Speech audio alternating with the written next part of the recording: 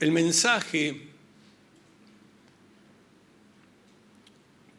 de esta mañana es un mensaje que a muchos los animará.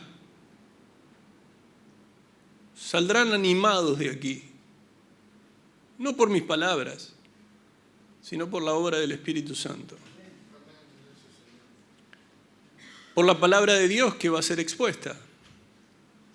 Otros seguirán como hasta ahora.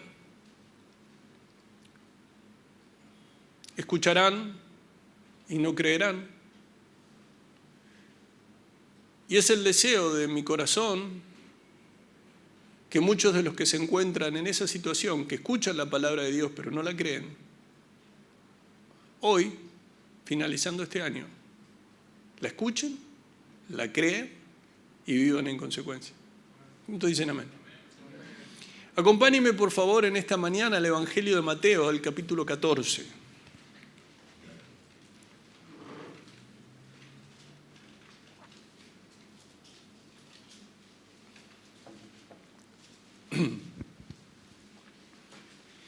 Un capítulo 14, ¿lo tienen allí?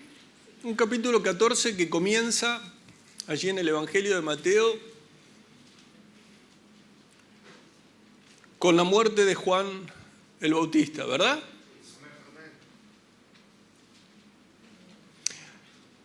Si nosotros no tenemos en cuenta los planes eternos de Dios, nos encontraremos quizás con una de las tantas injusticias a nuestro modo humano de ver las cosas, que fue la muerte de este heraldo, de este precursor.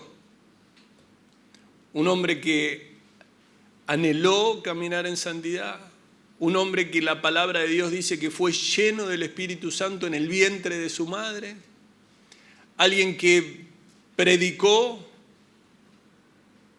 acerca del arrepentimiento para perdón de pecados y que siempre dijo que él no era el que contaba realmente era el que venía detrás de él, que era Jesús.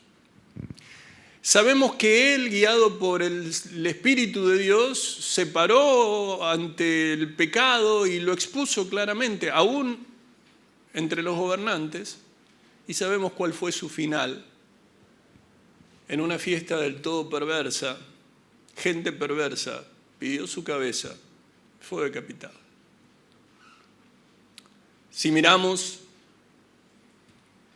desde otra perspectiva, levantamos nuestra mirada de todo lo que ocurre debajo del sol y podemos ver al Señor, nos daremos cuenta que el Señor siempre estuvo en control. Y que era necesario que la escena central en ese tiempo, que todas las miradas apuntaran a Cristo. Uno dirá las formas, porque nosotros siempre pensamos en las formas. Las formas muchas veces que el Señor nos permite ver, que nos permite leer y ver en las Escrituras, no hacen otra cosa que mostrar la maldad del hombre, la maldad que hay, la perversión que hay en los corazones de los hombres. Pero seguramente todos sabemos y todos tenemos la certeza de dónde está Juan hoy y dónde estará por la eternidad. ¿Cuántos dicen amén? Luego del relato de la decapitación de Juan el Bautista en esa prisión,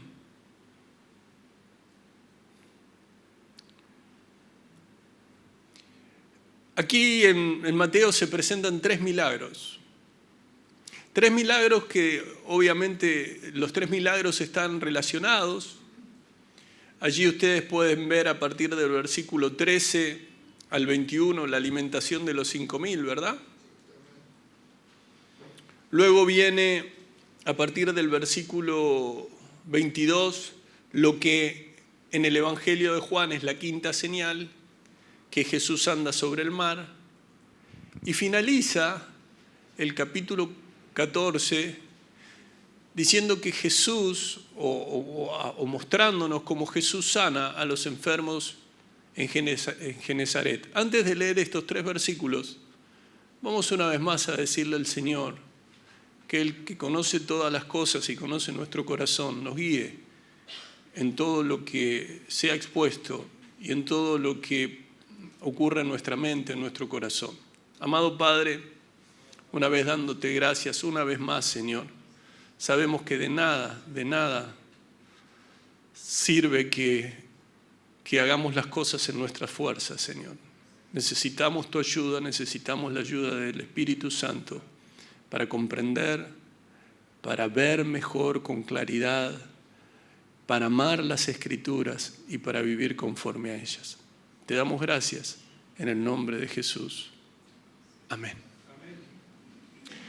Entonces allí el capítulo 14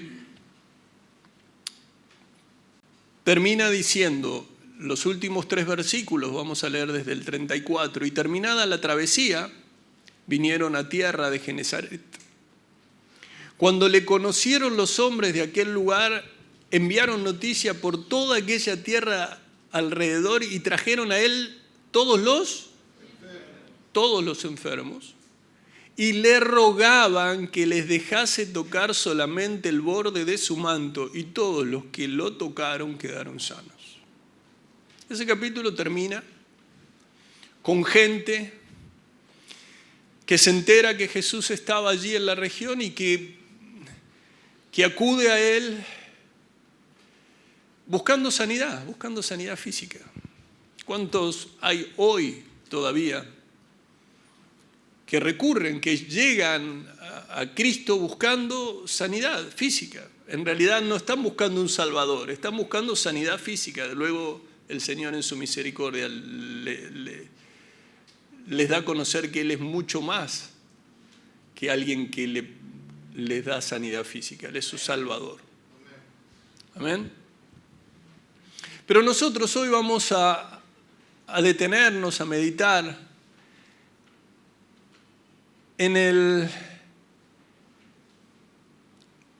milagro. En realidad se dan varios milagros dentro de uno, que es el que podemos leer en el Evangelio de Mateo, capítulo 14, versículo 22, y cuya referencia es Jesús anda sobre el mar. ¿Lo tienen allí en el versículo 22?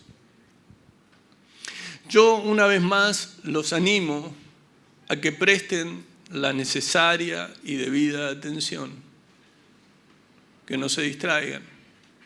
El Señor te quiere hablar a través de su santa palabra.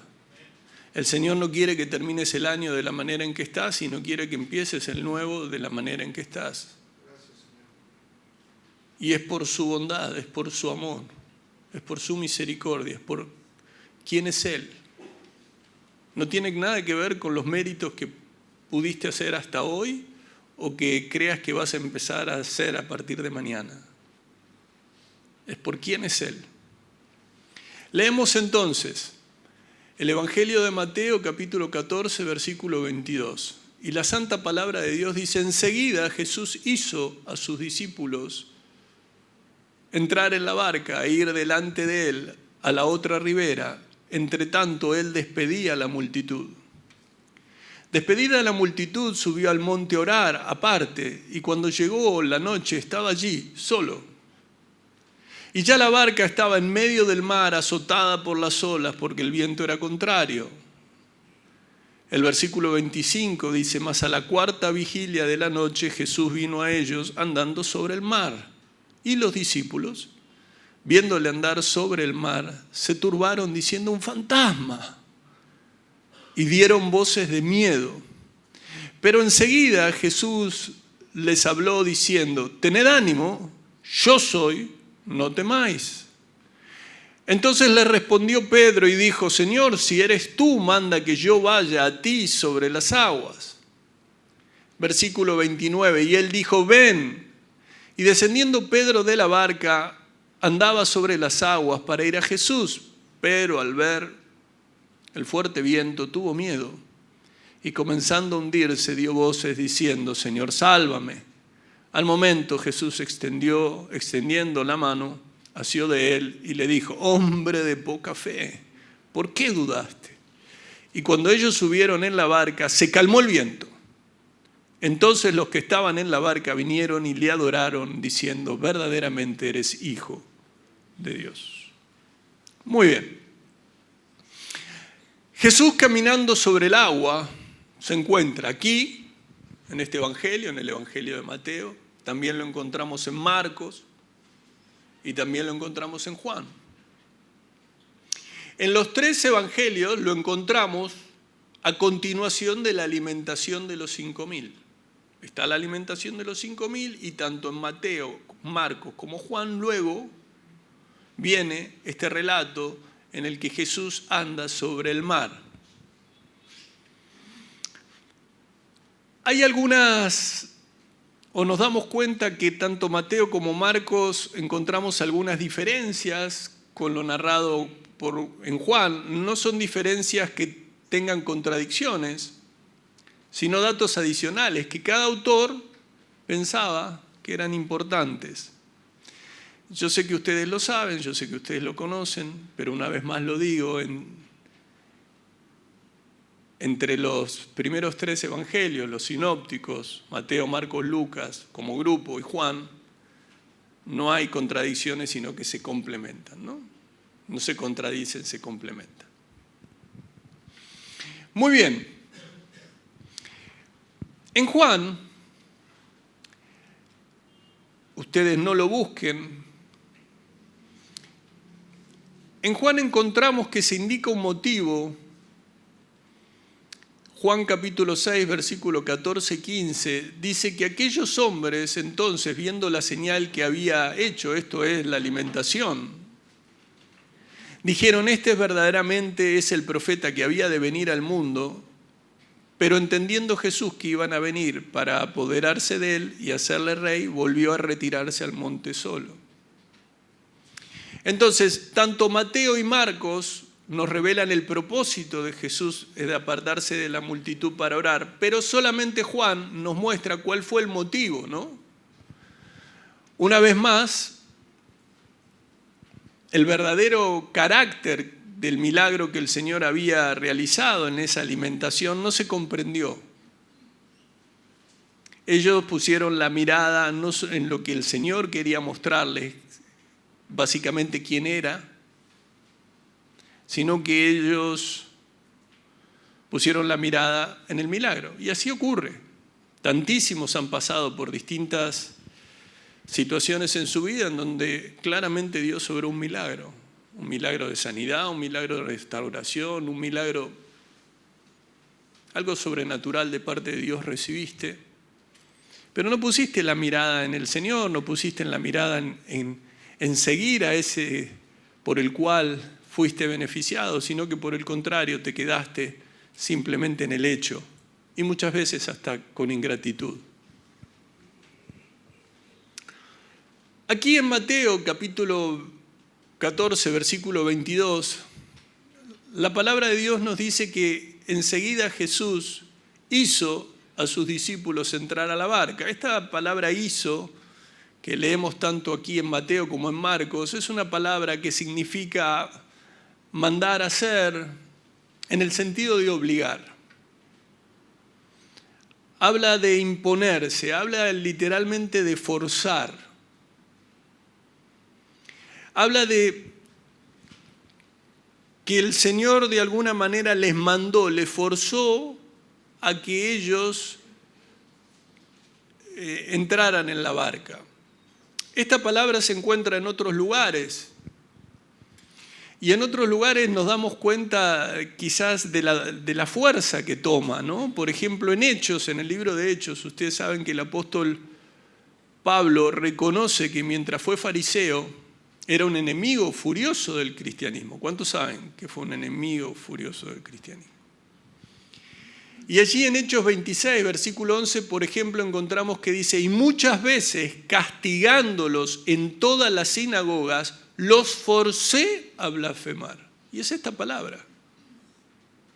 Es la palabra anancazo, es la misma que encontramos aquí en Mateo que dice hizo el Señor. Pablo estaba forzando a blasfemar y dice que y enfurecido sobremanera contra ellos los perseguía hasta en las ciudades extranjeras. Ese hombre que forzó a blasfemar, que persiguió a cristianos de ciudad en ciudad, fue por el milagro, por la mano, por la bondad, por lo bueno que Dios es, fue transformado en una de las columnas de la iglesia. No es otro que Saulo, no es otro que el Saulo que describe las Escrituras, transformado por el poder de Dios en el apóstol Pablo. Esto para que alguno no crea que hay algo imposible para Dios en cuanto a corazones duros. El Señor sabe cómo tratar con corazones duros. El Señor sabe cómo obrar.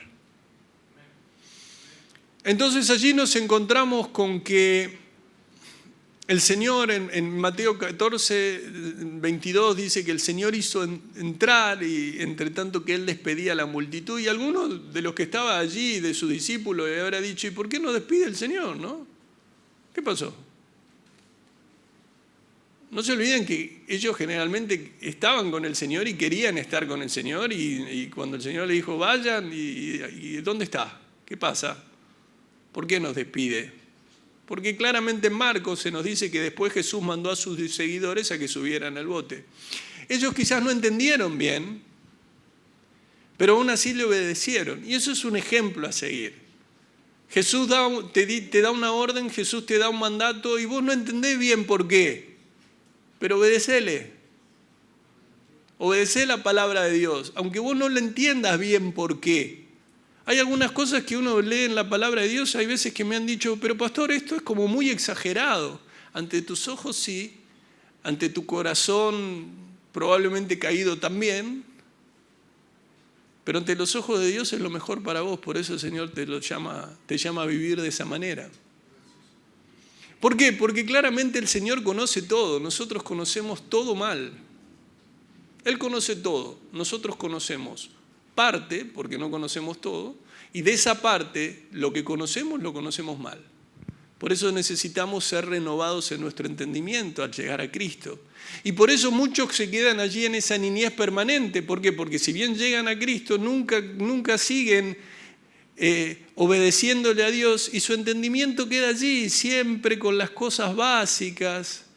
Y de hecho los apóstoles en alguna de sus cartas le dicen, están siempre en lo mismo, siempre con las mismas cuestiones.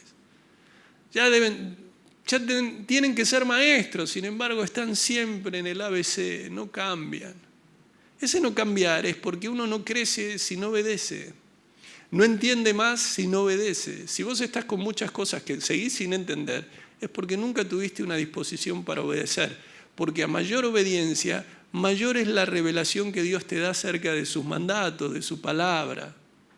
Hay algunos que nunca entenderán algunas cosas porque nunca se han dispuesto a obedecer lo elemental, lo básico. Amame y amá. Amame y amá. Perdoná, como te perdoné. Muy bien. Entonces Jesús, según lo narrado en Juan, impide el intento del pueblo. El intento del pueblo era, querían hacerlo rey. Bueno, ellos buscaban un rey un rey de estas características. Todos buscan un rey de estas características. Todos buscan un gobernante de estas características. ¿O no? De repente tenés hambre y hay multiplicación de peces. Decís, este tiene poder. De repente te da lo que vos necesitás. Claro, el hombre muchas veces lo engañan fácilmente porque te dan, obviamente, no hay líder que tenga la santidad de Dios, imposible, ¿no? No hay persona. Pero muchas veces la mirada está puesta en los hombres y los hombres le dan algunas cosas a otros y ahí sí ya están y lo siguen.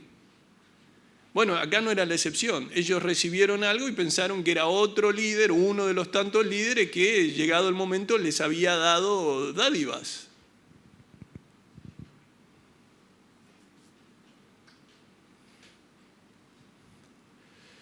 Pero Jesús era Dios, porque Jesús es Dios, porque Jesús siempre fue Dios.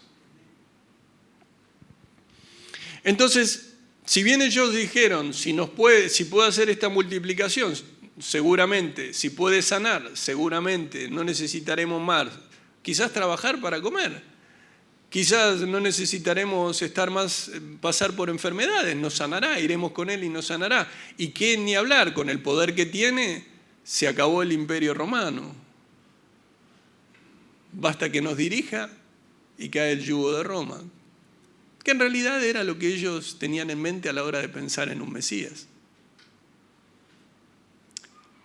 Alguno con mejores intenciones habrá dicho, bueno, por fin le dan al maestro la honra que tiene, la honra que recibe, la honra que está recibiendo. Por fin se dieron cuenta que como Jesús no hay. Claro, pero no que no hay con maestro como Él. Él es Dios, no es un maestro. No era uno de los tantos maestros. Entonces el Señor, que conoce todas las cosas, imagínense, ¿no?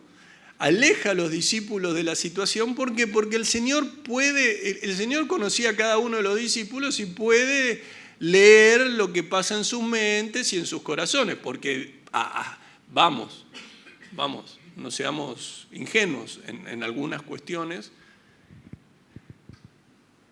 Si mi Señor pasa a ser rey, y yo estoy entre los 12 del Señor, a mí algún lugarcito de honra me corresponde, ¿o no? Eso es lo que habrán pensado. Si Cristo es rey, ¿quiénes son los que estamos ahí? Nosotros. Y como el Señor conoce todas las cosas y podía leer también las mentes y los corazones de cada uno de ellos, como un libro abierto, bueno, el Señor, sabiendo que podía ser esa posibilidad, lo saca de ese lugar. A veces el Señor te saca de ese lugar para que vos no busques lo que no, y no dependas de quien no debes depender. Pero a veces es difícil porque nosotros queremos seguir dependiendo de lo que hasta ahora nos resultó. Aunque no nos dimos cuenta de que si hasta ahora nos resultó no fue por lo que nos hayan dado, sino por la misericordia de Dios, que aún haciendo las cosas mal, nos sigue dando y nos sigue proveyendo para todo. Bueno, el Señor no tenía necesidad de que nadie le diese testimonio del hombre, pues Él sabía lo que había en el hombre, ¿no? Recuerdan allí en Juan 2:25. Entonces es probable que Jesús haya obligado a sus discípulos a ir al otro lado, teniendo en cuenta que algunos, por falta de discernimiento, capaz que se unían al entusiasmo de la multitud y decían, vamos, el Señor Rey, vamos. Y los discípulos lo agarraban y decían, sí, este es el Rey, y yo soy el discípulo. Bueno, en Marcos, hablando de esto, dice, inmediatamente después Jesús insistió en que sus discípulos regresaran a la barca y comenzaran a cruzar el lago hacia Betsaida, mientras Él enviaba a la gente a casa. Esto es importante, el Señor nunca promete que seguirle sea fácil. Y esta es una de las grandes mentiras que muchas veces han escuchado y muchas veces desde los púlpitos. Te dicen, seguir a Jesús es facilísimo. ¿De verdad? El Señor no dijo eso. El Señor fue, entre muchas cosas que nos ha dicho, nos mostró de alguna manera que debemos pensar bien antes de tomar, ¿no?, compromisos a la ligera. Nos ha dicho, en el mundo tendréis aflicción, pero confiad. Confiad, yo he vencido al mundo. Lo que pasa es que, claro, si ustedes hoy fueran hermanos que lo que quieren es que le hagan cosquillas en los oídos, seguramente estarían esperando un mensaje en el que le diga que, miren, todo va a estar bien. Argentina tiene por delante un año muy, muy duro, pero olvídense, a ninguno de nosotros nos va a afectar. No, no es así. Nos va a afectar, pero por la misericordia de Dios tendremos lo que Él considere necesario para nosotros. ¿Cuántos están entendiendo?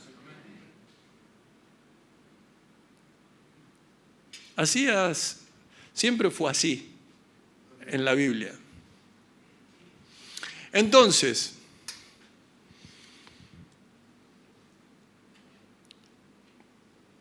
nos encontramos en el versículo 23 de Mateo 14 que dice: despedida la multitud, subió al monte a orar aparte, y cuando llegó la noche estaba allí solo. Entonces, brevemente, subió al monte a orar, se fue al monte a orar. ¿Esto te dice algo? Bueno, si no te dice nada, yo te añado. Es un ejemplo que debemos tomar, ¿no? Del Señor.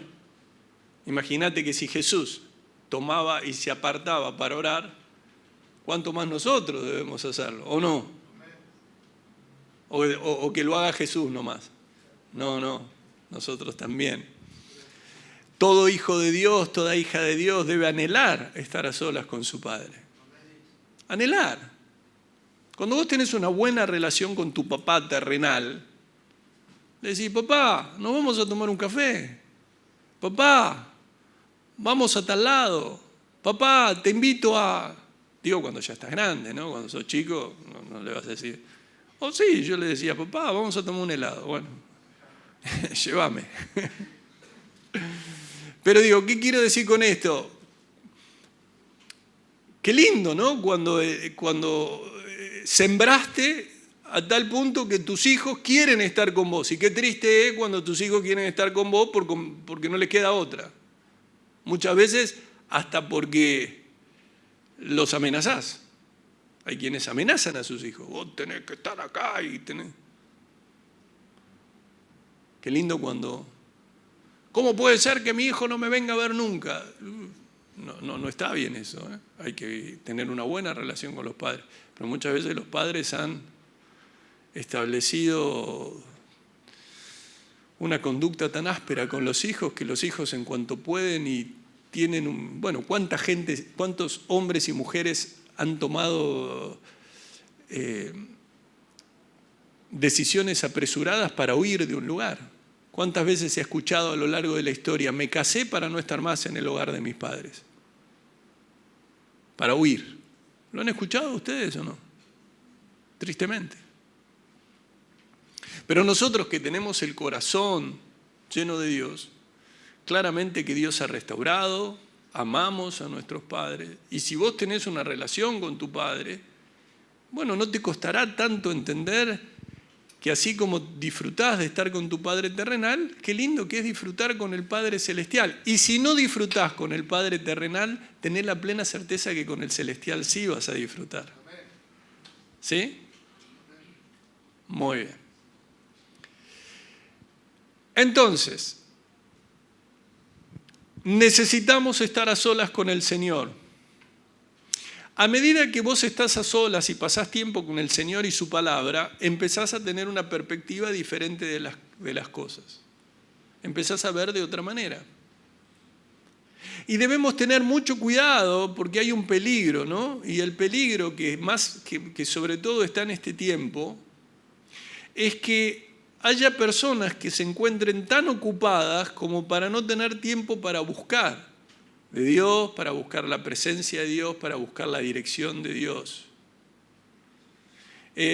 Vivimos a las corridas, y si no estamos a las corridas porque tenemos más tiempo, nos imponemos correr, ¿no? Muchas veces es como que nos cuesta darnos y decir, bueno, frenemos un poco, vamos a ver cuáles son las prioridades, y si yo no tengo tiempo con Dios, todo lo demás va a andar mal.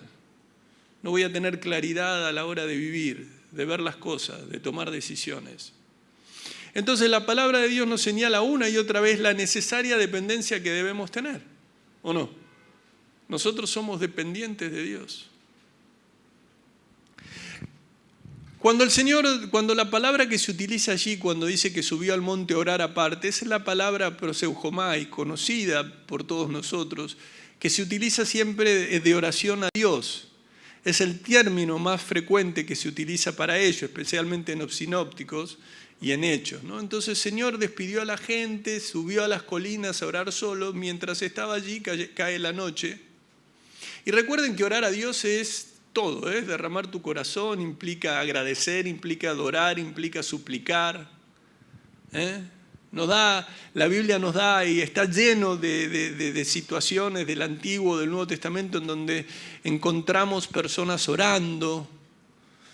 No sé, del Antiguo se me viene a Daniel, ¿no? Daniel, que uno dice, uy, se me viene por el foso de los leones a Daniel. Sí, pero también era Daniel, fíjate por qué llegó ahí y fíjate cómo era su conducta, cómo era su vida, cómo vivía. Era un hombre de oración, se arrodillaba 3 veces al día y oraba y daba gracias. Antes y después del edicto, siempre hizo lo mismo. Pero claramente la vida de Jesús es una vida de oración que nos debe impactar. Te lo aclaro para que en este último día del año y para lo que viene tengas en cuenta que si este año no has orado, no has tenido plenitud en tu vida espiritual. Y si el año que viene pensás seguir sin orar, tampoco tendrás plenitud en tu vida espiritual. De hecho, el Señor nos muestra, por ejemplo, miren, cuando se habla de la elección de los 12 apóstoles, dice que en aquellos días Él fue al monte a orar, el Señor se fue al monte a orar y se usa esta palabra proseujomai y pasó la noche orando a Dios. Y cuando era de día llamó a sus discípulos y escogió a los 12, a los cuales también llamó apóstoles. El Señor mismo, antes de tomar decisiones, oraba. Y nosotros, ni para tomar las decisiones que pueden llegar a ser más trascendentes en nuestra vida, oramos. Si no orás, no vas a escuchar la dirección de tu corazón. Y si orás como el fariseo que oraba consigo mismo, si hablaba así, vas a escuchar y vas a decir, Dios me dice esto. No es tu corazón que dice eso. Dios te está diciendo de todas las maneras posibles y a través de todos los que te rodean que no. Pero sos duro de entendimiento. ¿Por qué? Porque ya tenés una decisión tomada. Y en la oración uno no va con una decisión tomada, uno va a tomar decisiones. Cuando vos vas con la decisión tomada a orar, el Señor te dice, bueno, si ya elegiste esto, ¿cómo hago para que entiendas que no? El Señor tiene métodos, pero es piadoso, es misericordioso. Muy bien, ¿nosotros qué? Bueno, nosotros debemos ser gozosos en la esperanza, sufridos en la tribulación, constantes en la oración. Fíjense, pero ¿cómo? Sí, la Biblia dice que el cristiano debe regocijarse en la esperanza, ser sufrido en la tribulación. Pero a mí no me dijeron que cuando iba a ser cristiano tenía que pasar por tribulaciones, porque te dijeron algo para que vos te fueras contento, contenta. Pero no te dijeron la Biblia. Y en la Biblia...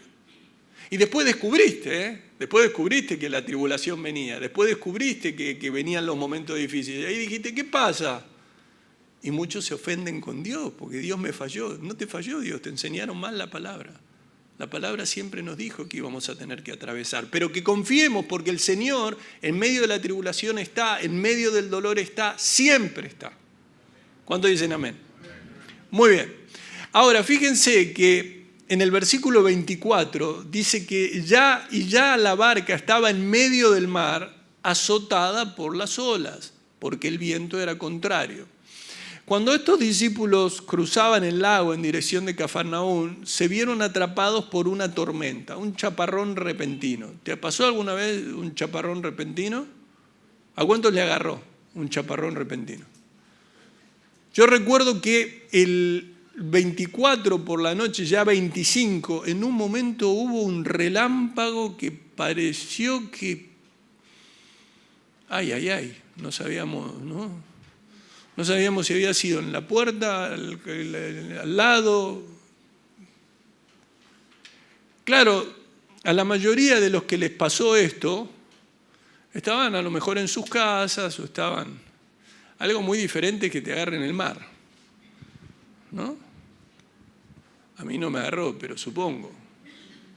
Y creo que si hoy voy a hacer un viaje en el mar, no voy a utilizar, digamos, la barquita que utilizaban ellos, ¿no? Entonces ellos se encontraron con que literalmente, cuando dice que una azotada por las olas, literalmente habla de que estaba atormentada por las olas. A pesar de que la barca era azotada por las olas, era zarandeada por las olas, bueno, se encontraron en problemas, lejos de tierra firme, se había levantado un fuerte viento, luchaban contra grandes olas. En Juan se nos aclara que se levantaba el mar con un gran viento que soplaba. El mar empezó a encresparse, a levantarse. Nadie quiere estar en esa situación. Nadie. Nadie quiere vivir ni de tormenta en tormenta y menos en una tormenta estando en el mar. Nadie quiere desear enfrentar tormentas espirituales tampoco, pero las tormentas espirituales vienen. Hay momentos en donde te encontrás en una crisis espiritual. Si tomás un tiempo para pensar, para meditar y querés ser sincero y le pedís al Señor que te ayude, te darás cuenta que no sabés si estás creyendo o no estás creyendo en Él. Te darás cuenta que tu vida, vas a una congregación, pero no sabes si vas para cumplir o para qué vas. Y la realidad es que si bien la mayoría de nosotros no experimentó físicamente estar en una barquita, en un barco en el medio del mar con una gran tormenta, sí muchas veces nos hemos sentido como si nuestra vida fuera un barquito en medio de la tormenta, ¿no? Vos decís, me siento así. Ahora, la pregunta ante todo esto es, ¿y Jesús? Bueno, al decir de Mateo, Marcos y Juan, que son los tres evangelios donde donde se plasma este pasaje, este milagro, el Señor estaba en el monte orando. La tempestad furiosa, las tinieblas, ellos se sentían inseguros. ¿Y el Señor? El Señor intercedía por ellos. Claro, cuando vos estás en semejante tormenta decís, gracias Señor por interceder por mí, pero y si dale, vos podés, pará la tormenta, no quiero más tormentas. ¿Cuántas veces se habla, no, de la tormenta perfecta? Creo que hay hasta una película hecha hace mucho tiempo, muchos años. Y también se habla de las situaciones económicas del país. Entramos en una tormenta perfecta. Yo no sé qué será la tormenta perfecta, pero la tormenta no me gusta, ¿no? Y si es perfecta, daría la sensación que tiene todos los condimentos para que te agarre pánico.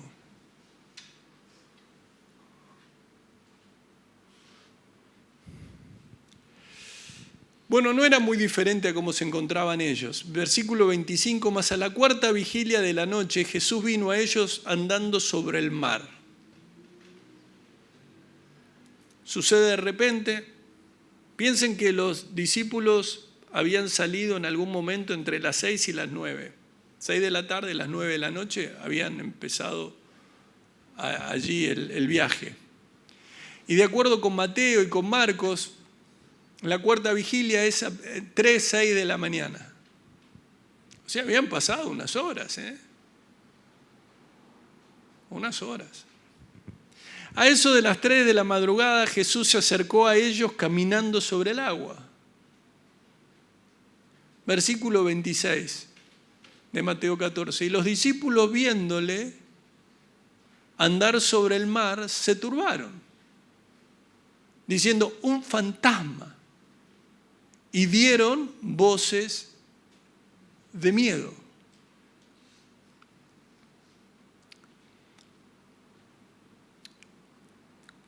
Debe ser difícil cuando un cineasta tiene un guión poder representar en la práctica lo que dice ese guión, ¿no? Primero, porque imagínense que si podemos ahora decimos, bueno, vamos a tratar de poner esta imagen. Tenés que conseguir un mar embravecido. Obviamente que hoy es todo efecto especial, pero el mar embravecido, la barquita. Y tenés que hacer que esos actores que están allí pongan cara de miedo. Ahora, esos actores no tienen miedo porque ellos saben que están, ¿no?, en una barquita que se hace así, 200 cámaras por ahí, no corren peligro. Acá era de verdad, no era una película. Acá era de verdad. El mar estaba imposible. Ellos en una barca. Y como si esto no alcanza para que tu miedo sea total, ves caminando a alguien al lado de la balsa, que se te viene acercando a la balsa. ¿Vos entendés lo que...? Imagínate hoy que vos estás en el laguito de Palermo, estás con uno de esos que se pedalea, no hay tormenta, es de día, pero ves que alguien viene caminando. Ya sé, sacarías el celular para filmarlo y tener millones de gozos, entiendo. Pero ustedes también me entienden lo que yo les estoy diciendo, ¿no? Ustedes no lo van a buscar. En Mateo 8 había pasado una situación en donde se levantó una tormenta en el mar grande, cubrían las olas, pero el Señor estaba en la barca durmiendo. Y dice que vinieron sus discípulos y le despertaron diciendo: Señor, sálvanos que perecemos. Diferente, estamos en la barca, pero lo vemos a Jesús dormido, pero está acá. En el otro no estaba. Estaba ahí, dormido, el Señor. No tiene problema para dormir. Y le dijeron: no, salvanos, Señor. Y el Señor dice: ¿por qué tienen miedo? Les dice. Tienen tan poca fe. Dice que se levantó y reprendió al viento y a las olas y de repente hubo una gran calma. Se hizo grande bonanza. Ellos ya habían experimentado una situación así. Pero le repito, el Señor en la barca, durmiendo, pero en la barca.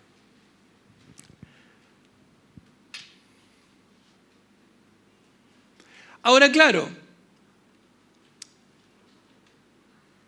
el Señor, que está por encima de todas las leyes de la naturaleza, en ese momento se despierta, calma los vientos, al Señor nadie los puede ahogar. Claro, pero una cosa es que el Señor le hagan caso a los vientos y otra cosa es que el Señor utilice un mar embravecido como si fuera un camino en una plaza. O sea, una cosa era para ellos que dijera y se calme todo, y otra cosa es verlo caminar, como si hubiera como si tuviera ahí, no sé, una ruta.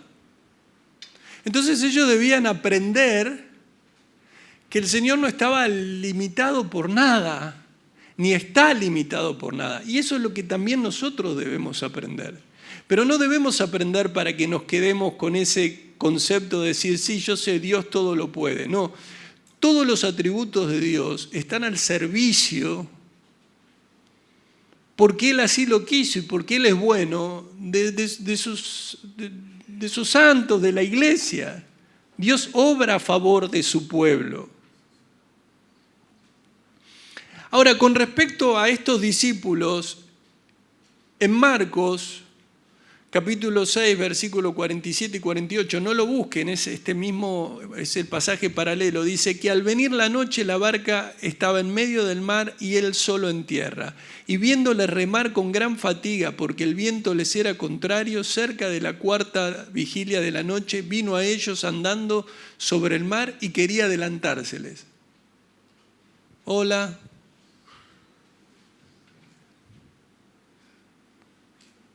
Pónganse a pensar en esa situación, ponete a pensar ahí adentro vos. Si es que abrías los ojos, porque a lo mejor ya tenías tanto pánico que estaba... Los discípulos se dedicaron a remar con gran fatiga. Eso de remar con gran fatiga significa que ellos estaban ya físicamente agotados.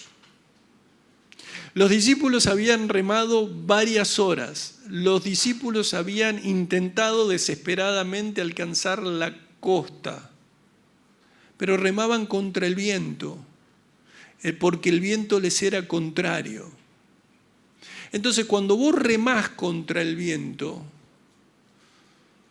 tenés un esfuerzo tremendo y muy poco progreso. ¿A alguno le suena eso? Esfuerzo tremendo y poco progreso. Esfuerzo tremendo y pocos resultados. Alguno puede decir, pero es un capítulo de mi vida, pastor.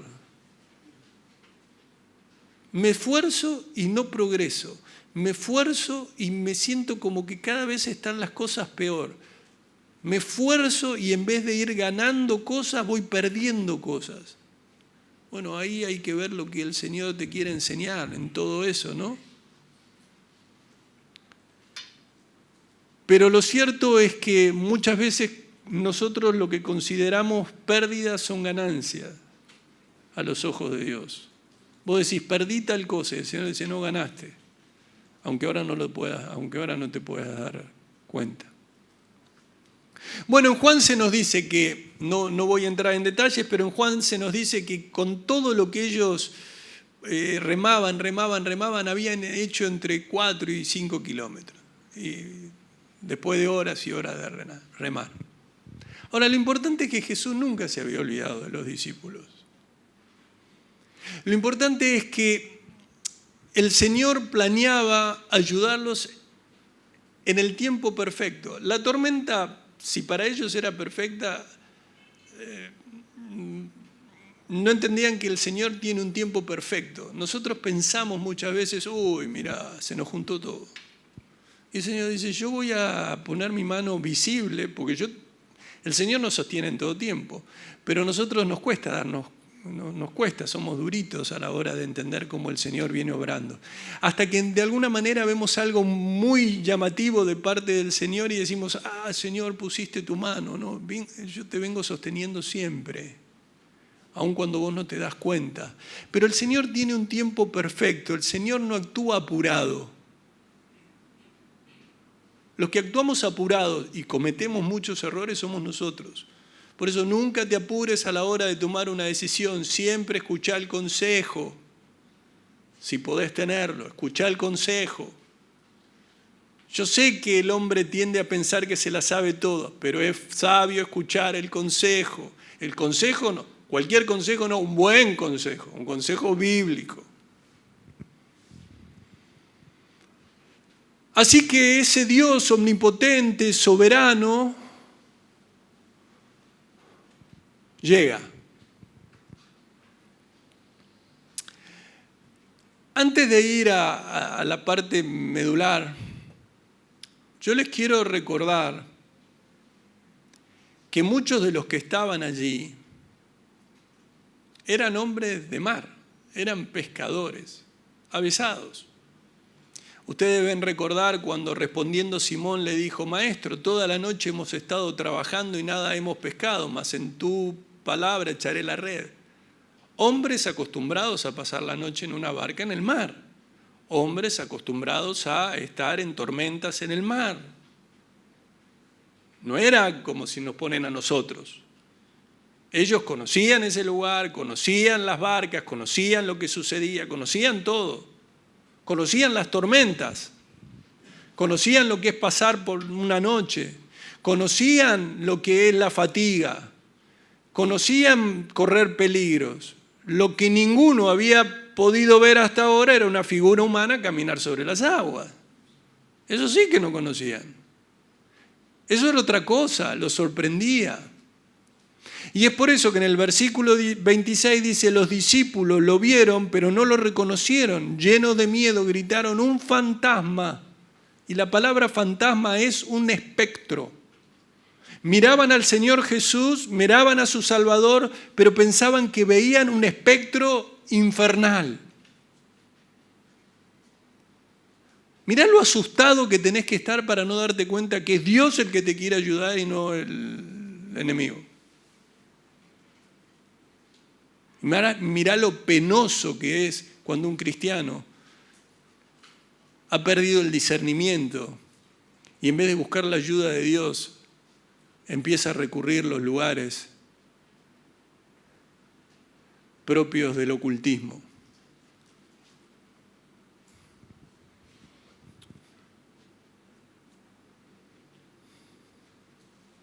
No lo reconocen. Gritan que es un fantasma, están aterrorizados, tienen pánico, tienen miedo, están alarmados. Miedo es phobos, ser puesto en temor, en alarma, un susto. Yo sé que hay muchos que, por ejemplo, hoy tienen miedo a lo que va a pasar el mes que viene, el otro mes y el otro mes. Y yo te animo a poner la mirada en Cristo. Porque Él nunca llega tarde, porque sí utiliza las situaciones para formar nuestro carácter y para que aprendamos a depender de Él y de nadie más. Los discípulos no lo reconocen, pero llega al versículo 27. ¿Por qué muchas veces no reconocemos a Dios? Porque nunca nos imaginamos que Dios nos va a ayudar de determinada forma. Nosotros decimos, si Dios me ayuda, me va a ayudar de esta manera. No, Dios es ilimitado a la hora. Él no tiene límite. Él puede hacerlo como Él quiere, no como vos pensás que te tiene que ayudar. ¿Se entiende esto, no? Porque hay algunos que dicen, no sé, hay algunos que están acostumbrados, por ejemplo, en un mal momento económico, y bueno, la ayuda puede venir de papá, de mamá, del hermano, del primo, del tío, del abuelo, ¿se entiende, no? Entonces no ponen sus expectativas en Dios, ponen las expectativas en el mamá, en el papá, pues me tienen que ayudar de ahí. Si hay una ayuda, tiene que venir de ahí. El Señor dice, no, entonces estás viviendo como viven el resto de los que no me conocen. Ahora, esto no quiere decir que el Señor no te pueda ayudar a través de esas personas. De hecho, mueve el corazón y de hecho, sea agradecido con esas personas. Si te han ayudado. Pero digo, tenés que pensar que su amor y su poder son inagotables. Y así como ellos nunca pensaron que la forma en que los iba a ayudar el Señor iba a ser caminando hacia ellos, en el versículo 27 dice, pero enseguida les habló, diciendo, tened ánimo, yo soy, no temáis. Lo vamos a repetir todos, ¿sí? ¿Podemos hacerlo? Tened ánimo, yo soy, no temáis. Mateo, Marcos y Juan registran las mismas palabras de Jesús. Evidentemente, si había algo que les había quedado registrado en sus mentes y en su corazón, es, tened ánimo, yo soy, no temáis.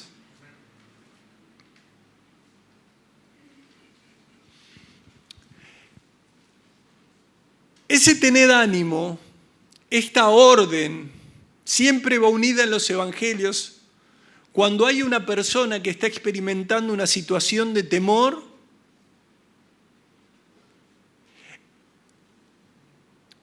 en este caso eran los discípulos, y por otro lado, quien se las dice tiene una situación de comprensión acerca de lo que están experimentando, en este caso Dios. ¿Se entiende? La persona está con temor.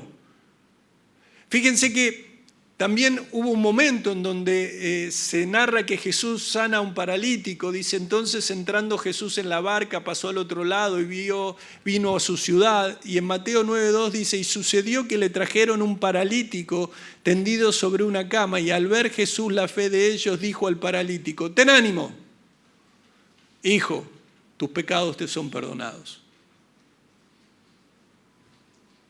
Hubo una mujer que estaba enferma de flujo de sangre y ustedes saben que el Señor, volviéndose y mirándola, le dijo, ten ánimo, hija, tu fe te ha salvado.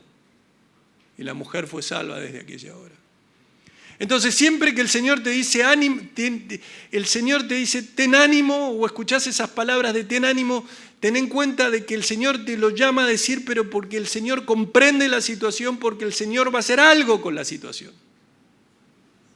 No se va a desentender de la situación. Y cuando a nosotros nos dice tener ánimo, tener valor, es un mandato. No teman. La traducción literal sería no continúen temiendo. ¿Por qué? Porque ellos ya estaban en temor. Y el Señor le dice, no continúen temiendo.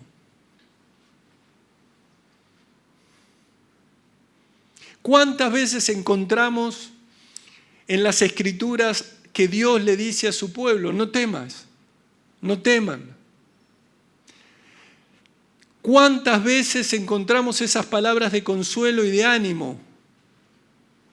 Y cuando nosotros encontramos esas palabras en boca de Dios, debemos entender de que no están fundadas en las expectativas que podamos tener en un hombre, en un referente social, ni siquiera en un general en plena batalla, que el general le diga, no tengan miedo, vamos.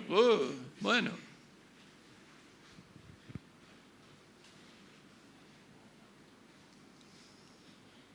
Este no temáis está bien fundado.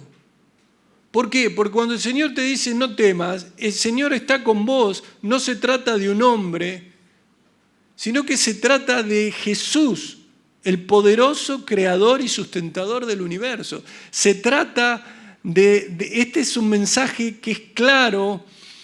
El Señor Jesús lo que te pide es que entiendas que Él viene a desterrar el temor de tu vida.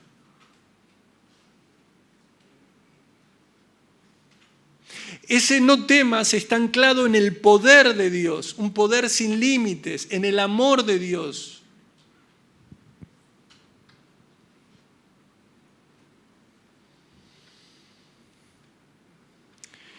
Miren, pensemos por unos segundos el poder escuchar estas dos palabras saliendo de la boca de Jesús. De la boca del Dios mismo en carne, como lo hacían los discípulos. Sí, escuchar la voz, escuchar no temas de labios del Verbo, de ese Verbo que fue hecho carne, que habitó entre nosotros. Ponete a pensar. Ponete a pensar si vos estás en tu casa y allí se encuentra y allí podés verlo a Jesús que te dice, tené ánimo, no temas. Pero nosotros, como no podemos con nuestros ojos verle así, ¿qué hacemos? Muchas veces buscamos leer en momentos de miedo, repetirlas, y parece como que nuestro corazón no las reconoce, ¿no? Decimos, no temas, el Señor no te dice no temas, pero parece que no podemos agarrar nuestro corazón y que deje de temer. ¿Les pasó alguna vez o no? Y nosotros no queremos vivir en temor, pero el temor está ahí. No queremos vivir en desánimo, pero continuamos abatidos. Y en algún momento hasta se nos cruza, si solo esas palabras, en vez de habérsela dicho a los discípulos, me las hubiera dicho a mí el Señor, ¿no? Qué diferente es todo. Si tan solo pudiera escucharlo a Jesús diciéndomelo a mí. Y terminar diciéndole, Señor, quiero, a lo mejor en lágrimas, en llanto, pero no puedo, mi corazón no me hace caso. ¿No sentiste muchas veces que vos tenías la intención de salir de una situación que ya no das más, que buscar la ayuda de Dios, pero parece como que tu corazón no te hace caso? Y repetís las palabras del Señor. Y en estos momentos, o en esos momentos tan particulares, es tan importante que podamos entender que ese corazón atormentado que tenemos muchas veces, a nosotros no nos va a hacer caso. Pero nunca puede permanecer indiferente o fuera del alcance de nuestro Señor. No tiene que ver con algo de que vos lo repitas. Sin importar en donde vos te encuentres, el Señor, Jesús, tu Señor, mi Dios, Jesús puede tratar con ese corazón que está angustiado, que está temeroso, que está débil, que está enfermo. El corazón puede estar roto de cualquier manera, de miles de maneras se puede estar roto, pero el Señor puede repararla cualquiera, sea la forma en que se haya roto. Porque cuando nosotros venimos insistiendo durante este año y durante tantos años, y aquel verbo fue hecho carne y habitó entre nosotros y vimos su gloria, gloria como del unigénito del Padre, lleno de gracia y de verdad. Yo te voy a decir algo, Jesús conoce el corazón humano como nadie. Jesús lo hizo. Después Jesús mismo tomó uno cuando se hizo hombre. Jesús conoce, Jesús sabe como Dios y como hombre, plenamente Dios. No está ajeno. El Señor sabe cómo es despertar valor a un corazón que está con miedo o atribulado. El Señor sabe lo que es orar y que le caigan gotas de sangre. El Señor sabe. El Señor es Dios. El Señor es tu Dios.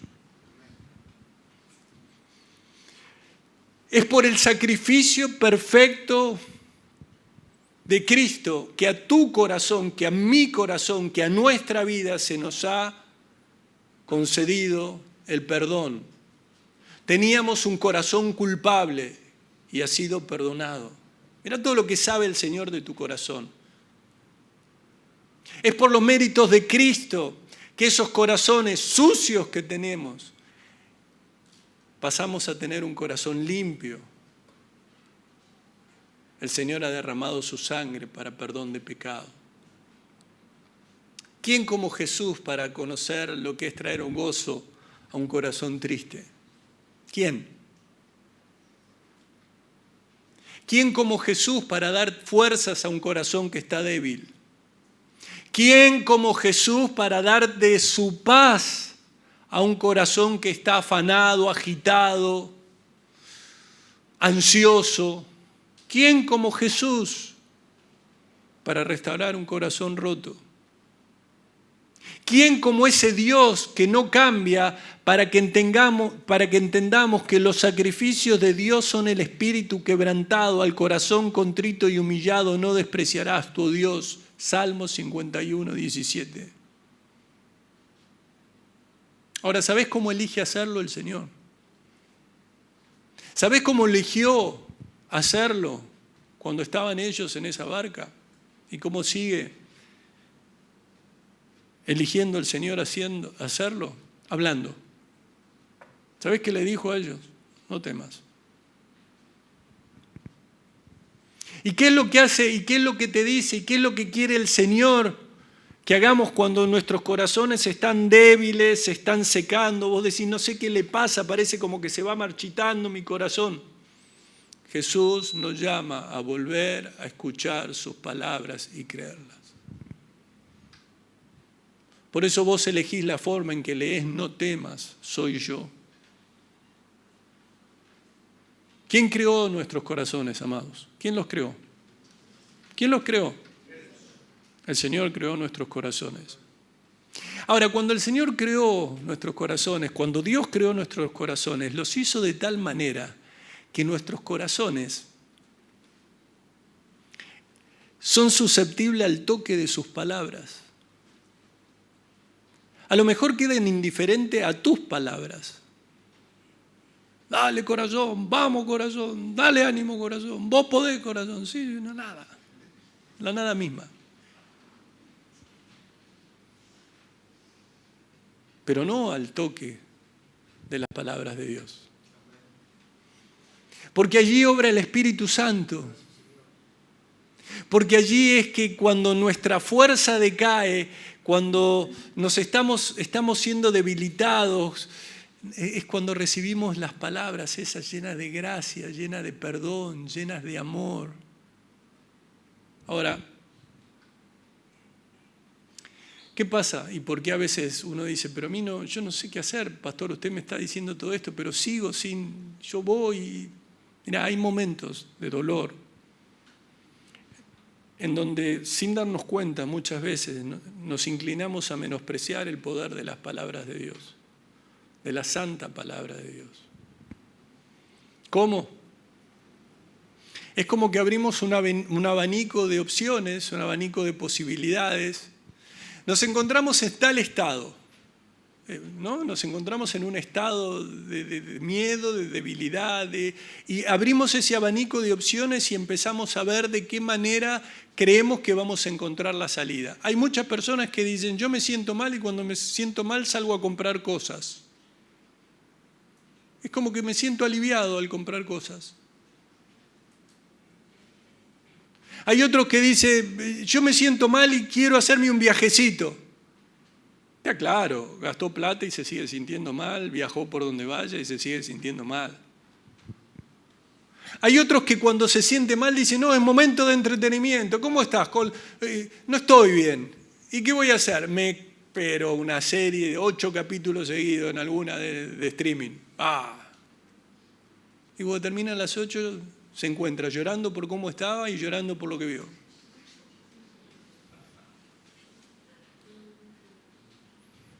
Hay gente que se siente mal y dice, no, ¿yo sabés con qué lo arreglo? Cada vez que me siento mal, me voy a comer. ¿Cómo? Ya me dijeron, ¿cómo por ansiedad? Bueno, si hay ansiedad en tu vida, el Señor ya te ha hablado de cómo revertir eso.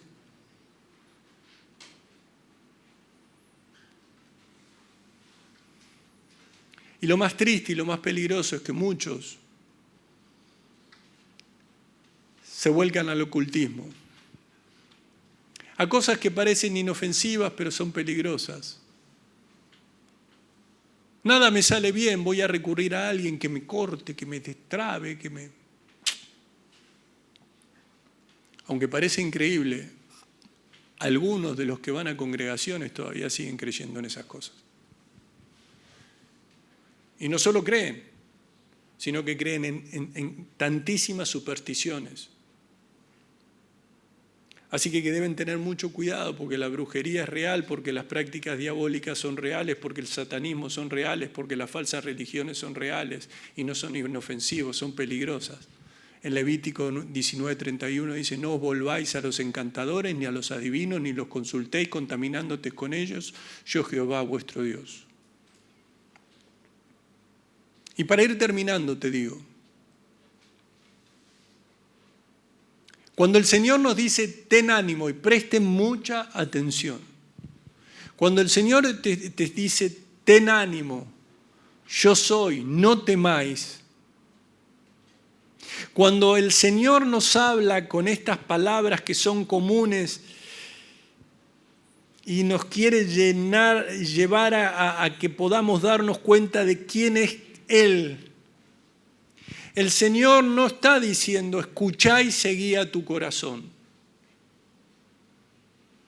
Tené ánimo, escuchá tu corazón, seguí tu corazón. No, nosotros sabemos que el corazón del hombre es engañoso y perverso. Y una de las palabras que allí nosotros a veces no nos damos cuenta, pero que es perverso, habla de que el corazón es frágil, débil y habla de figurativamente melancólico. Esa tendencia a tener una tristeza permanente. Así es nuestro corazón. Es perverso en el sentido de fraudulento, nos engaña, nos hace trampa. Tu corazón te hace trampa. Y además tu corazón tiene esa tendencia a la melancolía, esa tendencia a estar triste. ¿Nunca les pasó que te encontrás y decís, estoy triste? ¿Por qué? No sé, me siento triste. Por eso la palabra en Jeremías 17:9 dice, engañoso es el corazón más que todas las cosas y perverso. ¿Quién lo conocerá?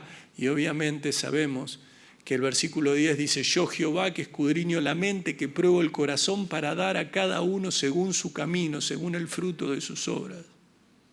Entonces cuando el Señor lo que te está diciendo es, no temas, no te habla de escuchar tu corazón y seguir conforme a lo que a vos te parece, no, te dice, alentá tu corazón, tené ánimo, tené valor, tené confianza.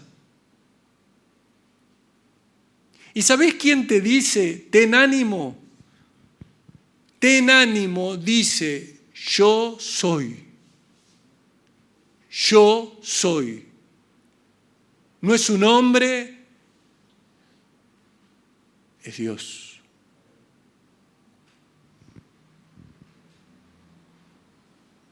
Los discípulos aterrorizados, profundamente sacudidos, gritan de miedo y enseguida escuchan, ten ánimo, soy yo, no temáis, soy yo. Jesús, el Jesús a quien ustedes conocen, ese soy. Pero además, lo que no están reconociendo es que yo soy el gran yo soy. Yo soy Dios. Éxodo 3:14, y respondió Dios a Moisés, yo soy el que soy, y así dirás a los hijos de Israel, yo soy, me envió a vosotros. Cuando Moisés pregunta, el Señor responde, yo soy el que soy. Ahora Jesús les declara, les dice claramente, yo soy. Cuando el Señor te está diciendo que tengas ánimo, el que te está diciendo que tengas ánimo es Dios. Dios. Es Dios.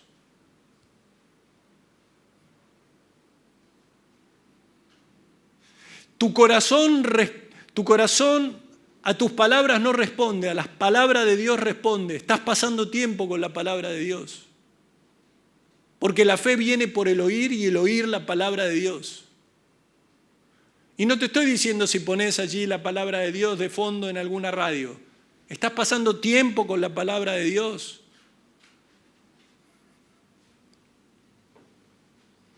El Señor te está diciendo, soy yo y no hay otro, soy yo, sí, el de Abraham, Isaac, soy yo, el mismo, hecho hombre, el verbo hecho carne, sí, soy yo, no tengas miedo, ¿sabés por qué? Porque yo soy el que te cuido. A vos te agarra por sorpresa un año, el 23, el 24, el 25, a mí no, yo conozco todo. Pero quiero que confíes en mí. Y quiero que me empieces a reconocer, yo no soy un fantasma. Aunque para muchos Dios es un fantasma. ¿Por qué? Porque no lo reconocen en su vida. Porque no tienen comunión con Él. Porque tienen tanto temor. Porque tienen tanto miedo. Porque sus expectativas las han puesto siempre en hombres. Y los hombres siempre fallan. Y muchas veces el Señor lo permite, ¿para qué? Para que te des cuenta que Él no falla.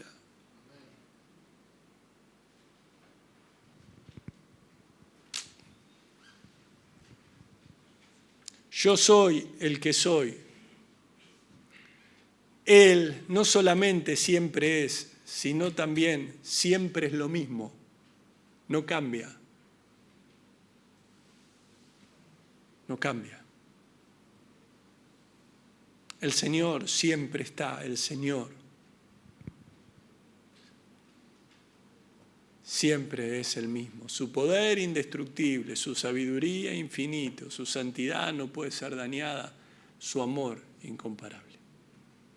Entonces, amados, en este año que termina, meditá en todo esto y fíjate si no pasaste un año lleno de temor, quizás porque no dejaste que tu corazón escuche las palabras de Dios diciéndote: yo soy, no temáis. Tened ánimo. Hay muchos que van y le pagan a un profesional, a un psicólogo para que le digan: tené ánimo, tené ánimo. Que cada uno haga lo que quiera.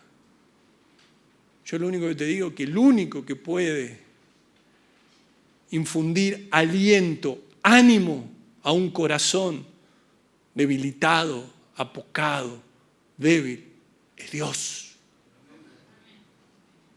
Es Dios. Entonces es tiempo que volvamos a las Escrituras, es tiempo que nos demos cuenta que el Señor puede, en tu camino, vos venís ya cansado, lento, y el Señor te pasa y se te pasa. Y vos tenés miedo, y tenés miedo por esto, y por las uvas, y por cómo voy a hacer con esto, y cómo voy a hacer con el otro. Y el Señor te dice: no temas, yo soy. Tened ánimo. Tened ánimo.